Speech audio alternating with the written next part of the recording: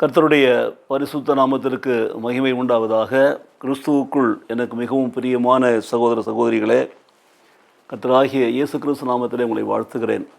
அதிகாலையிலே ஆண்டவர் இயேசுவின் சமூகத்தை நாடி வந்திருக்கிற உங்களுக்கு இன்றைக்கு கர்த்தர் கொடுக்கிற ஆலோசனை, யாக்கோபு எழுதின நிருபத்தில் முதலாவது நிருபத்தில் அடுத்த வசனத்தை தியானிக்கிறோம். 8வது வசனம், இரு மனம் உள்ளவன் தன் வழிகளிலெல்லாம் நிலையற்றவனாயிருக்கிறான். பார்த்தீங்களா?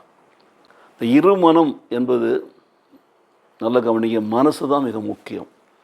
மனம்தான் தேவனோடு உறவாடுகிறது, தேவனோடு ஐக்கியப்படுகிறது. அந்த மனதில் தான் விசுவாசம் வருகிறது, முழு விசுவாசம். அந்த மனதில் தான் சந்தேகம் வருகிறது, குறைவான இல்லை, எதிரான விசுவாசம். இப்போ இருமனம் என்கிறவன் இப்படி தான் இருப்பான் பாருங்கள். இருமனம் உள்ளவன் காற்றினாலே அலைகழிக்கப்படுகிறவனாக இருப்பான், கடல் அலைக்கு ஒப்பாக இருப்பான். அவன் தன் வழிகளெல்லாம் நிலையற்றவனாக இருக்கிறான். ஒரே வழி, நானே வழி என்பவரை பின்பற்றினா இட்ஸ் ஓகே. பட்டு உலகத்துக்கு ஒரு பாடம், உலகத்துக்கு ஒரு வேஷம், உலகத்துக்கு ஒரு நாடகம், தனக்கென்று கர்த்தருக்கென்று ஒரு பரிசுத்தமான நாடகம், பரிசுத்தமான வாழ்க்கை, இப்படி இரு வழிகளிலே அவன் போனால் நிலையற்றவனாக இருக்கிறான். ஸோ இருமனம் உள்ளவன் தன் வழிகளெல்லாம் நிலையற்றவனாக இருக்கிறான் என்று வேதம் சொல்கிறது. ரெண்டு மனசு, வேணும் வேணாம், உண்டு இல்லை, பரிசுத்தம் பாவம், நன்மை தீமை, இப்படி நீங்கள் பார்க்குற பொழுது கர்த்தருடைய பிள்ளைகள், கர்த்தரை விசுவாசிக்கிறவர்கள், முழுமையாய் கர்த்தரை தேடுகிற வாழ்க்கையில் இந்த இன்னொரு பக்கத்திற்கு வேலையே கிடையாது.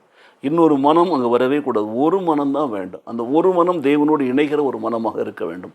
தேவனுடைய வார்த்தையின்படி வாழ்கிற ஒரு வாழ்க்கையில், தேவனுடைய வசனத்தின்படி நடக்கிற ஒரு விசுவாச வாழ்க்கையில், தேவனுடைய கட்டளைகளுக்கு கீழ்ப்படிந்து நடக்கிற அந்த கீழ்ப்படிந்த வாழ்க்கையில் அங்கே ஒரு மனம் வருகிறது. தேவனுடைய சித்தமும் நம்முடைய சித்தமும் ஒன்றாகிறது.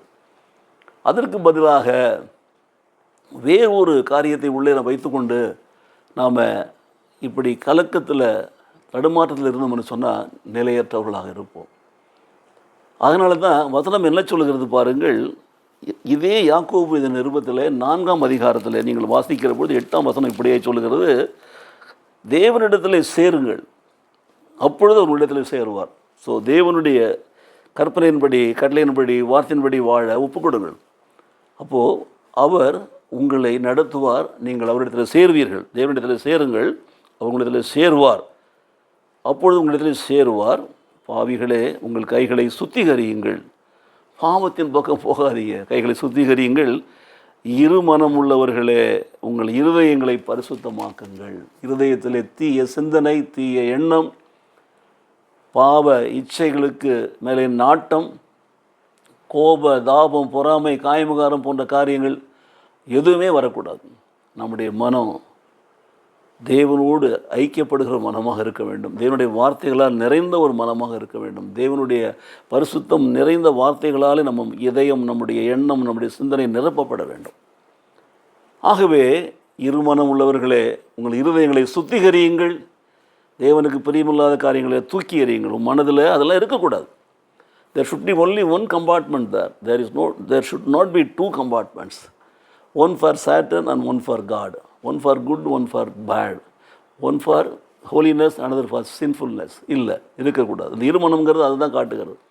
இன்றைக்கு இரட்டை வாழ்க்கை வாழ்கிறவர்கள் எல்லாருமே இப்படி தான் இருப்பாங்க. ரெண்டு மனம், ரெண்டு கொள்கைகள், ரெண்டு வாழ்க்கை, ரெண்டு தேவனுக்கு பிடிக்காத ஒன்று. நல்லா கவனிச்சுக்கோங்க. ஸோ இருமனமே கூடாது என்று சொல்கிற பொழுது நீங்கள் பாருங்கள், அதுதான் தேவனுடைய சித்தம் என்பதை அறிந்து கொள்ள வேண்டும். தேவனிடத்தில் சேர்ந்தால் அவர் நம்மிடத்தில் சேருவார். தேவனிடத்தில் நாம் போகிற பொழுது பரிசுத்தமாய் நாம் போக வேண்டும். இருதயங்களை சுத்திகரித்து கொண்டு நாம் போக வேண்டும். சுத்திகரிக்கப்பட்ட இருதயத்தில் தேவனுக்கு மாத்திரம்தான் இடம் உண்டு. அது தேவனுடைய வாசஸ்தலமாய் மாத்திரம்தான் இருக்கும். தேவனுடைய வசனம் அங்கே இருக்கும். தேவனுடைய பரிசுத்தம் நடத்துவார். ஆகவே எனக்கு பிரியமானவர்களை, இந்த வசனத்தை மீண்டும் வாசிக்கிற, இருமனவுடன் தன் வழிகளில் நிலையற்றவனாக இருக்கிறான். நிலையற்றவன் தேவனிடத்தில் எதையும் கேட்டு பெற்றுக்கொள்ள முடியாது, எந்த ஆசீர்வாதத்தையும் பெற்றுக்கொள்ள முடியாது. மாறாக இருதயத்தை சுத்திகரித்து தேவனிடத்தில் சேர்கிற பொழுது தேவன் அவனை நடத்துவார், ஆசீர்வதிப்பார். ஜெபிப்போமா? நேசிக்கிற நல்ல பிதாவே, இருமனம் உள்ளவன் தன் வழிகளால் நிலையற்றவன் எங்களுக்கு கற்றுக் கொடுத்து, இருமனம் உள்ளவர்களே இருதயங்களை சுத்திகரித்து சொல்லி எங்களுக்கு ஆண்டவரே கற்றுக் கொடுத்ததற்காக எமக்கு ஸ்தோத்திரம் செலுத்துகிறோம் சுவாமி. எங்கள் இருதயங்களை சுத்திகரித்து கொண்டு பரிசுத்த உள்ளத்தோடு உம்மை நோக்கி பார்க்கவும் உங்கள் வசனத்தின்படி வாழவும் எங்களை ஒப்புக் கொடுத்து நாங்கள் ஜெபிக்கிறோம். உம்முடைய சித்தம் எங்கள் வாழ்க்கையில் நிறைவேறும்படியாய உம்முடைய வசனத்தின்படி வாழ எங்களுக்கு கிருபை செய்வீரா. இயேசு கிறிஸ்து நாமத்திலே பிதாவே.